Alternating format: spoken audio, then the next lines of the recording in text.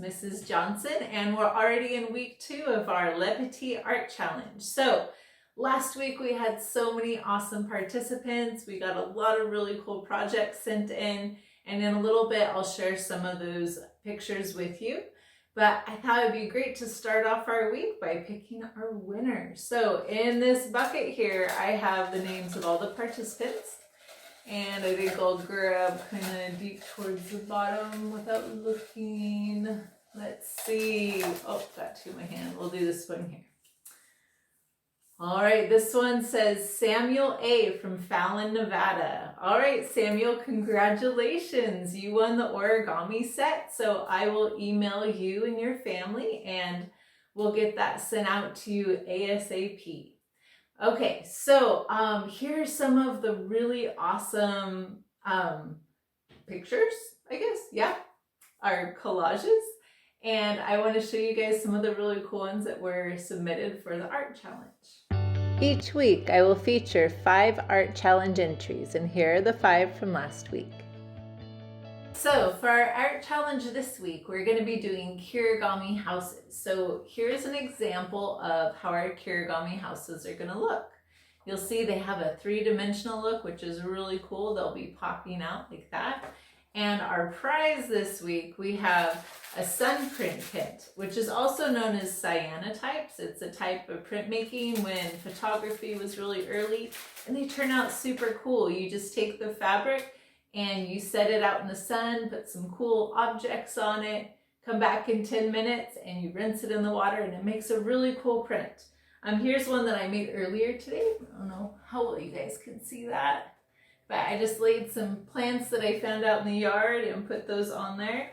And you can turn your fabric into all sorts of things. Maybe you can sew it into a little pouch, a bean bag, maybe a coronavirus mask.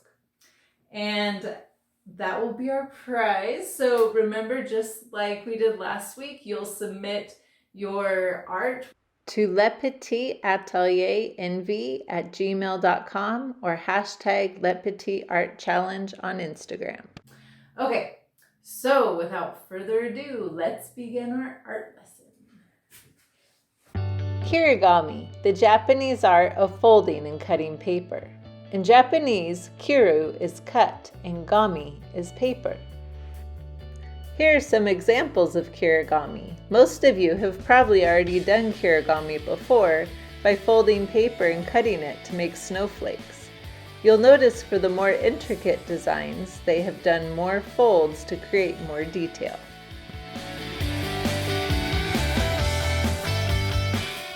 The only supplies you will need are scissors, sheets of paper, and a pen or pencil. Optional supplies can be glue and coloring supplies like markers, colored pencils, or crayons.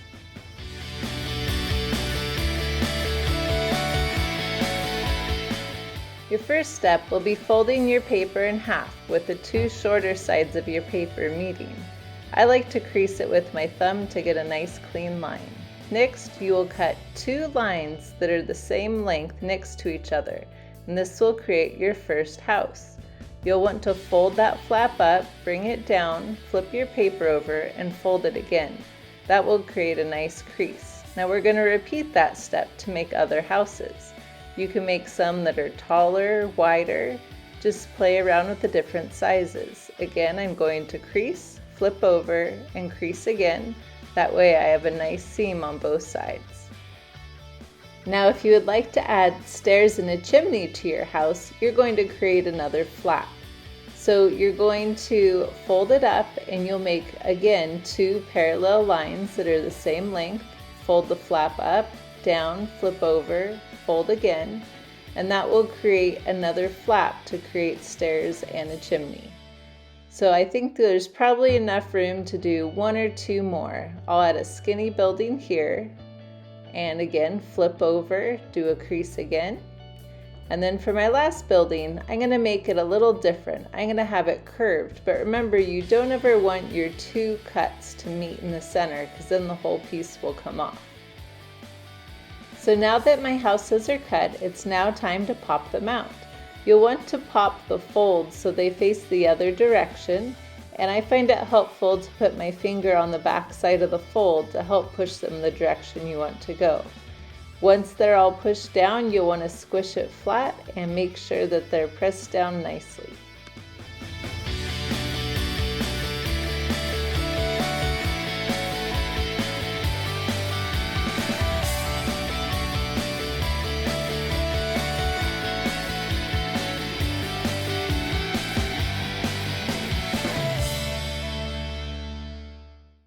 To begin drawing, you'll want to flatten out your paper. If you want help remembering what goes where, you can label your paper with background, the things that will go behind your houses, foreground, the objects that will go in front of your houses, and the parts of your house, like chimney, roof, front of house, and steps. Alright, so let's start drawing in our house details. I like to start from the top, so I began with my chimney, then move on to the shingles of my roof, and then I'd move on to the front of my house, adding windows and doors and whatever other details you'd like to put on there. I like putting a couple plants in the front too to give a little personality.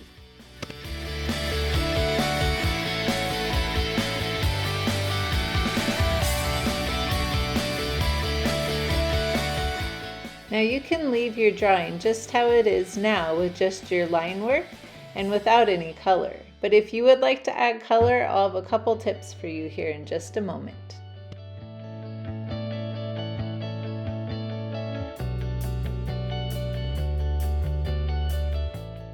A good way to keep your house colors from getting on your background is to fold a scrap piece of paper and stick it behind your house flap. That way, if you go over the edge, it just goes onto your scrap of paper. Once your houses are done, you'll want to flip them backwards so that way they're tucked behind and you can color your background without getting any of your background on your houses.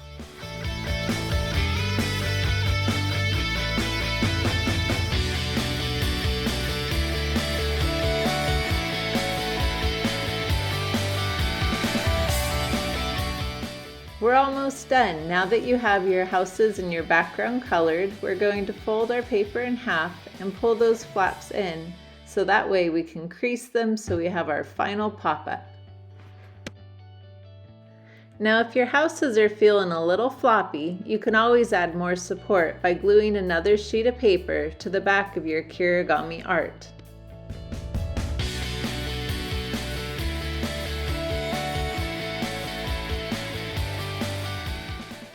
Can't wait to see all the cool creative ideas that you guys come up with. And remember, it doesn't have to be just regular houses that you find on the street.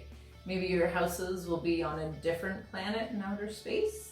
Maybe they'll be underwater, maybe they'll be in a forest, or maybe you just want to go out in your neighborhood and draw the houses that you see there. So remember, you just want to tag your art on Instagram at #LePetitArtChallenge. Or you can just email me at lepetitatalkenv@gmail.com. It's such a long email, I always forget it.